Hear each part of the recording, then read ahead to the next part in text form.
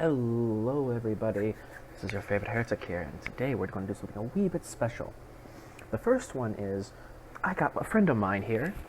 If you'd be so kind to introduce yourself, EXO. Hey, hi, how's it going? Name's Exodius. I am a YouTuber myself. I also do Twitch. I am the local beatboxing madman. I hope your day is beautiful. Indeed it is, indeed it is. Alright, so normally for EXO he mostly does reaction videos, and I was able to participate in one of his videos a good few months back, and for this particular video we were going to do right on Christmas, and I was going to try to upload it same day. However, there was a third person we were going to bring into this, but family jumped in on them last minute, so That got delayed, and then we repeatedly and completely forgot about this thing on multiple occasions. variety of occasions. Plus, this is going to be a introduction to a band I really do love, and I don't think EXO's heard of them, called Sabaton or I Sabaton. have no clue what this is.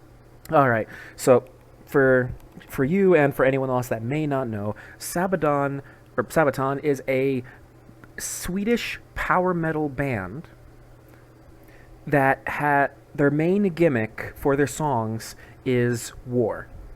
Not just war itself, but the history, the people, the things that go throughout the war itself. So, in particular, so every song will either be about a particular person, will be about a particular battle, event. Like, for example, one of their main albums is known as The Art of War, which basically kind of references back to Sun Tzu's Art of War. And like if you listen to their full album, like some of their songs will actually take excerpts from The Art of War, and then they will have the song for it. But we'll focus on that another day. For this particular one, a primary perfect example, this video is known as the Christmas Truce. So, I just want to go through the backstory real quick, to at least help anyone that may not know about it. Back in 1914, Christmas Day, one time in all of history, at least recorded history for most of us, that all hostilities were created a ceasefire. It wasn't an official one. It was Christmas Eve. Germans and British and French troops basically shouted to other trenches, be like, hey, you don't shoot us, we don't shoot you tomorrow. Fair? And they just went with it. And like this was also common throughout most of World War One, where it, like if two patrols walked into each other, if it's just one man each, they'd be like, that is a nice tree, and just walk past each other, not doing anything, because especially during World War One, not a lot of people wanted to actually fight. The only reason they were fighting is because their superiors more so not told them. I think. Precisely. You can be amazed what happens when a random Serbian shoots a Duke of Austria, and then you're a random guy in America storming the Ardennes about 4 years later. A whole chain of events that basically sends our world into the way it is. Billions of people done his theories about what could have happened if X, Y, or Z happened, left, right. If just one mere event didn't happen, the whole world would have changed. It's a cycle of butterfly effects. Like, Yeah. all it takes is one thing, and next thing you know, hellfire and pain and all sorts of insanity.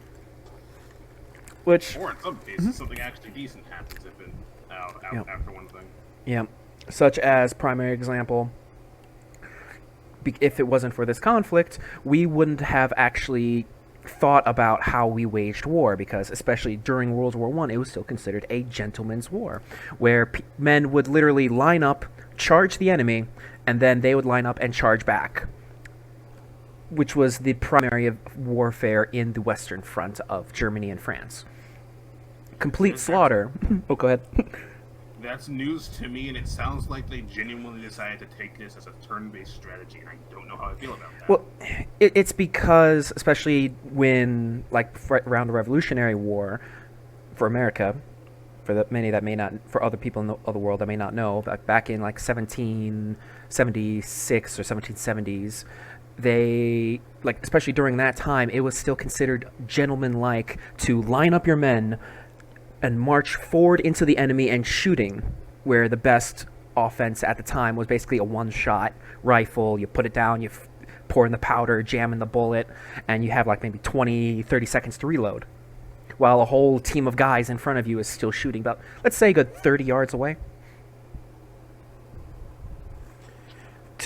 And to properly scale, for those that may not know World War I history, all of it, at least almost hundreds have died in one day on the size of a football field. That's for both American football and soccer, for the non-Europeans, or for the Americans. For proper example, for everyone else would be a soccer field or football, and for the Americans, obviously a regular football field, where the end zones would be the trenches, and the 100 feet in between would be no man's land. I'm getting a whole entire history lesson. Heck yeah. Yes. And I want to actually do more videos with you in the future, but like this particular one I wanted to do with you initially because the timing was perfect for it. And now I'm... Timing's not exactly perfect now, but we're still doing it. Yeah. I'm prattling on now. We can do more history lessons another time. We can do it after the video. In particular, I have forced myself not to watch this because I want to have a fresh look with you. Ooh, God. Yeah, so first of all... Double blind reactions. Yes. So what we're going to do is we're going to watch the video, and then we can cut back and react throughout the thing. It's going to be like a good 8.5-minute video. Ah, that's how we're playing this. All right. Yeah, like I said, I want to enjoy it, because if I stop it, it's going to be like, oh, I want to talk about this. I'm doing it right now. My apologies. All right. So for everyone else, format to me, but I get it. Let's rock. All right. And let's begin in 3, 2, 1.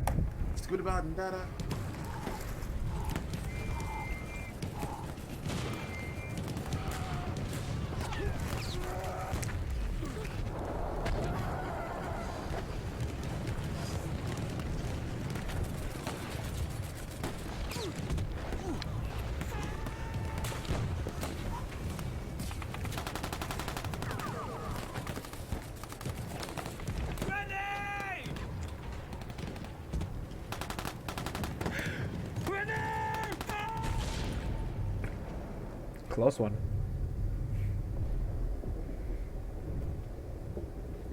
Come on, man. Wake up.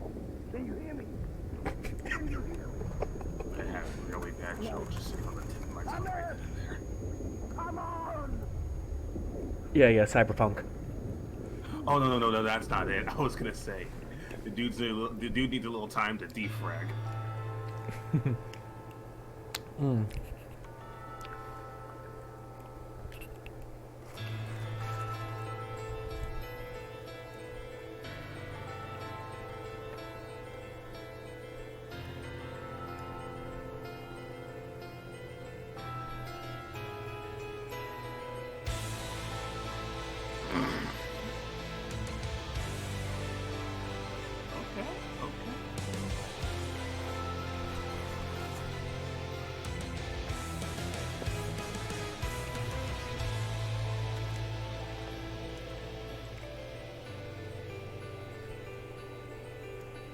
Silence! I remember the silence on a cold winter day. After many months on the battlefield, and we were used to the violence, then all the candles went silent, and the snow fell. Voices sang to me from no man's land.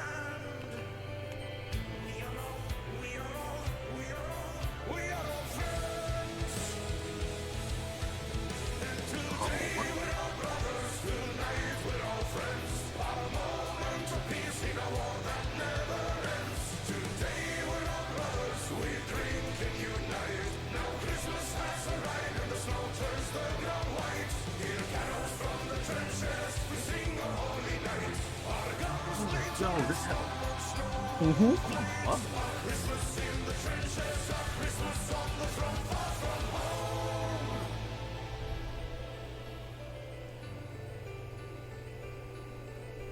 And that's That second face of like, hell, well, what is he doing? Yep. Greetings and salutations, Docs. Don't mind us. Let's just do it. Oh, I know. Excuse me? What? Greetings and salutations. Don't mind us.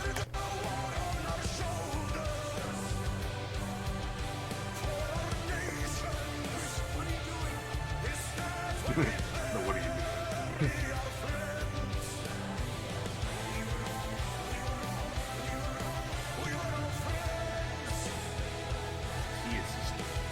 How does someone make piano so epic? I'm gonna go ahead and call Yahtzee real quick then. Okay. I'm forcing my. Okay, I'm gonna have to say this real quick. All right, two things to at least answer your question on how they make it so epic. They do fucking amazing work. Like I'm loving this. I know, me and you. Well, like I said, we're gonna do more videos on this later, and you'll slowly start connecting all the crazy shit they've done.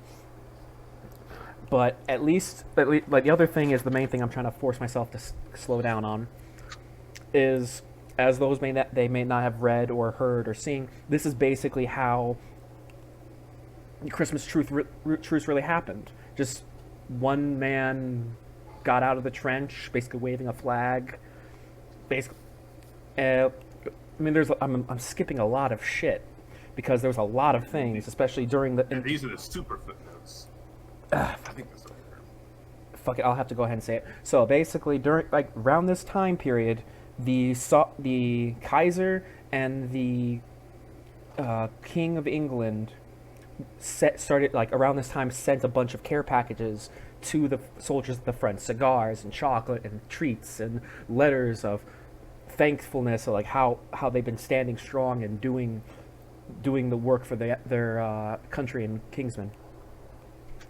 So, and especially for the British side, it was I think there was I think one of some regiments actually had a sing-off where they were singing Yuletide songs in one trench, and then the trench across from them heard this and we're not going to let them beat us, and they started singing their own version and sang it louder and back and forth, and it slowly escalated into a full-on Christmas jamboree because one guy got up and another guy and they eventually just came just like this. They're coming to meet each other. That sounds so amazing. I would love that's so fucking wholesome. Yeah, I love that. There is a extra credits video that basically explains this entire thing. Man, you just opened up a Pandora's box. I've never watched extra credits in a while. Yes. Like I said, we'll do another video with that. We'll do that in the future. Remind me. For now, let's finish this video. This is going to go on long enough just for the video alone. You still got to do the analyzation, huh? Yes. All right, and let's get begin. into it.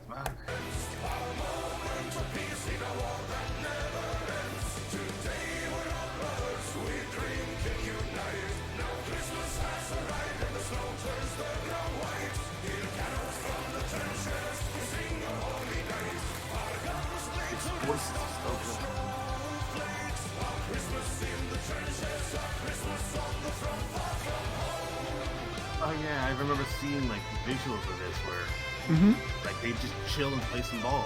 Yep. Music, soccer, gave each other haircuts. This is gonna sound really sad, but just think on that for a moment. One moment you're trying to kill these people. Next moment you're chilling out and just having a good time. And God, what happens when the next moment you have to kill the same person who just cut your hair, or the same person you just did a sick play with in a game of catch or something? Yeah. Imagine the amount of people that have things they've grown very fond of that they learned from someone on the other side of the trenches. They ended up having to kill literally moments later or a day later. It's just mind-boggling. I want to talk about it, but we'll go over it after. Because Yeah, I'm having to force myself to hold everything back just to make sure we finish this video under 20 minutes. My reactions is a bit different. I'm reacting to the whole thing first. Yeah, watch. just call Yahtzee, that way I can at least pause so everyone can hear you. All right. All right, and we'll begin.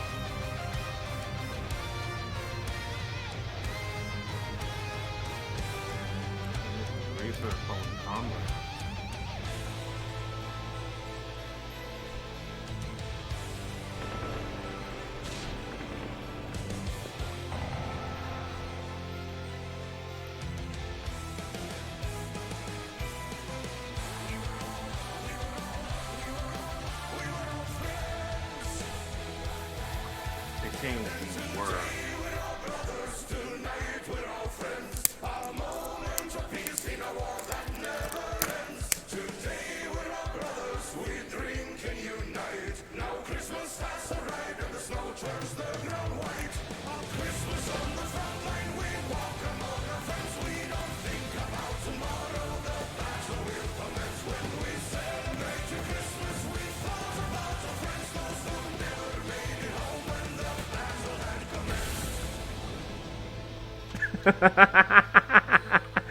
Oh, Good, my that stars. is.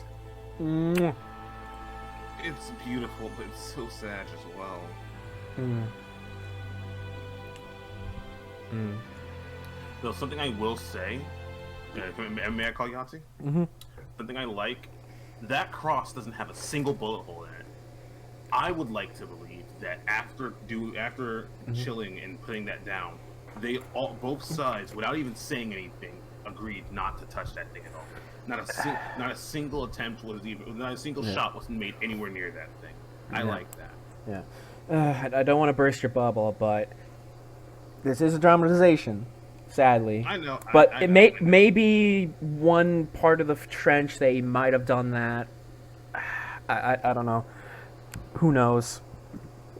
But I want to go over in more detail after everyone gets to see the show, but like nothing is true, but everything is canon.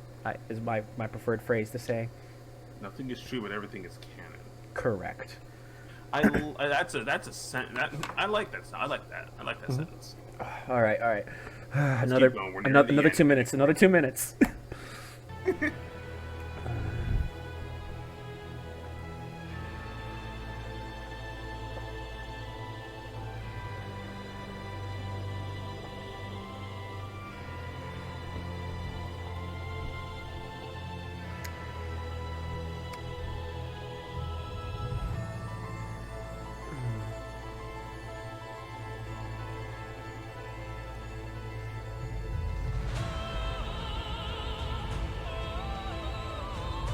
All right. Okay, I think that is. Yeah, I say we let the credits roll while we talk. I would have to turn it all the way down if we do that. But like, Other than that, let's go ahead and talk about a few things. So, no, back up. There we go. So,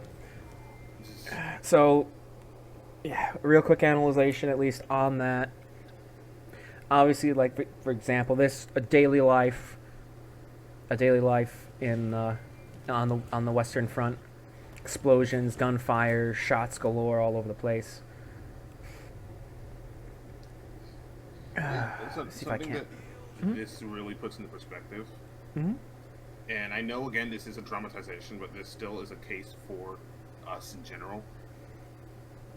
If it isn't for the people that say that people are our enemies for one reason or another, we genuinely would not have that many conflicts. Like, we still have some levels of conflict, but if we didn't have people being like, oh no, they're your enemy for insert reason here, most people would look at someone and be like, oh, they're just another person. At least it might just be me having some wishful thinking. No. You have a good train of thought. The only issue is humanity always needs an enemy. Sad but true. We always need an enemy. We always need someone to kill, someone to fight against. Because if we don't have something else to fight, then we're going to turn inward and hurt ourselves. I guess you're right. But it feels like the only reason we need something to fight is because we've been conditioned for that. If we didn't initially have that need to have an enemy, and if we didn't have the need to have an enemy put into us, as I can see it at least, there wouldn't be that many conflicts. Yeah, there'd still be some, but you get what I mean? Yeah. But no, there was Also, a part. I'm gonna say it honestly. Good God, these guys look good. Yeah. Every last one of these guys. Yeah. So to really try to speed things along, because I don't know how long we're even at right now. In My particular, apologies. no, you are fine. You are perfect. I am just trying to not spill out all my guts and make this longer than required. So, You're talking to someone whose reaction videos tend to be at least almost half an hour. well, we might just make that. Okay, so for the primary thing, like as we've all seen, this is one of many different events that have happened throughout the Christmas truce itself. Um, basically, Ringing the doorbell. bugger. So Let's keep basically, going, man. basically, throughout the Christmas truce, the guys on on the ground got party favors and food and things. Like I said, and then like eventually it got to a point where we all, since the ground was frozen, it was snowing, no one really wanted to fight, and then people like went up and basically made it a jamboree. But like that was like the primary thing. This didn't work in all parts of the battlefield, but a good portion of the trenches were like, yeah, we're not gonna fight, or hey, we can exchange gifts or play football or actually fix up our trench, because at this time, especially throughout most of the year, especially in Verdun, the trenches were just always filled with water and mud and rats, and they were just crap. I can believe Yeah, it. like if for those that may not know what trench foot is, think of like you know how we prune up when we're in the shower for like 5-10 minutes, right? 5-10 minutes? It takes like at least R- a quarter hour for me. No, like it depends. Like I said, but like there you are like I said, you're being drenched for a while, but these guys are basically in mud and dirt all day long, standing, sleeping. Heck, hilariously enough, 9 out of every 10 soldier would die before making it to the battlefield in World War One. More men died from disease, hunger, the actual conditions of the trench itself, getting to the battlefield, not even being shot at alone. It's immensely depressing how many lives were lost. Yeah. Because some random high class schmuck was like, oh no, they're your enemy. You need to hate them for insert reason here. There's some rich ass, someone of like high standing either said or did something. It was a war of honor. It became a. Ironically enough, this whole issue was between Syria and Austria. However, when Syria got attacked, Russia said, "Hey, don't you bully them." And then Austria's like, "Okay, hey Germany, give me a hand here." And the reason why it became such a cluster was because of all the alliances were like, "Hey, if you go to war, I'll help you out." And that's why it became so large and immense, just because of how many alliances were drawn. And then at the time, the new technology of artillery and machine guns, where you could mow down lines of people, that encouraged trench warfare. And just like any new technology, you're never going to know how to work it the first year. And then but like I said, focusing more on the Christmas truce itself. Yeah, let's focus on the good. Let's focus on one of the few good things that ever came out of war. Yeah. So at least, and actually, better yet, going back to another comment you said earlier, like they said, they got to meet the very enemy that they came across and found out that they were just another person. Like if it weren't for the war, they could have probably met them one day and become friends in some form or fashion, or who knows. But all it takes is someone being like, no, they're the bad guy. These people killing each other senseless. It took one gunshot to turn the entire world into fire. But like I said, we're set off the ocean of gasoline. Yep. It would have happened eventually or later. But at least with this portion, sadly, like I said, this didn't happen across the entire front. In fact, most of the sergeants and commanders were like, "Hey, get your fucking men back in there. Stop being friendly," because it's a war. And there were either communication issues, quote unquote, or they were just basically told to stay in your trench and don't do anything. And for some it worked, others not so much. But the immediately after, for the following, like I said, this is the one and only time this ever happened, because the next year and for the years past that, no, hang on, the following year on Christmas, both armies ordered a round-the-clock shelling. Basic, basically metal rain hitting every 5 seconds,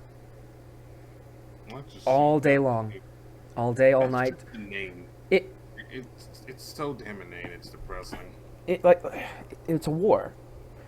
The guys, the guys on the ground fighting the war didn't actually have a care or say in the matter, but they were going to fight and they were going to live. Some wanted to fight because it's their duty to their country.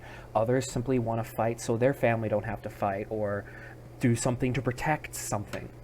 One way or another, like I said, a lot of destruction, a lot of mayhem. Sadly, a lot of crazy and horrible things happened, let alone the aftermath of said World War One. Just kept spiraling out. But that's hindsight for us, 2020. Things that could have been different. I think I'd call myself an idealist. I would love to be like, I love thinking about the ideal scenario where we wouldn't have to have done this, where where people wouldn't be slaughter bashing each other because some random official in some funk off place in the world was angry. Like, it's weird. I know, it's very, very weird. But let's yeah, like I said, ideally, like I said, I wish we did this during Christmas to give it the proper Yuletide season feeling. But for everyone else, I thank you all very much for at least joining us. Like I said, remember, this is Sabaton's Christmas Truce, as you can probably see it right up there. They are an amazing band. Ideally, I'm going to try to bring EXO back sometime in the future to bring more videos. Hopefully we can record some maybe next Sunday. And I'm some of my videos too. Yeah, exactly. We'll do like a little cross-platform thing. Talk. Other than that, I think this video has gone on long enough. Well, we got like another. If you did enjoy this, make sure you check out the original video. Make sure you check out Heretic's channel. Funny how I'm saying this as if it's my video. And then thank you. Then hopefully I'll make sure I add the link to your channel. Yes. And okay, we got like about a few seconds left. So, thank y'all for watching. We hope you enjoyed. Like, comment, subscribe. If you dislike it, that's your choice, not ours. And we will talk to you beautiful sons of guns later. Bye, Nara. Sayonara.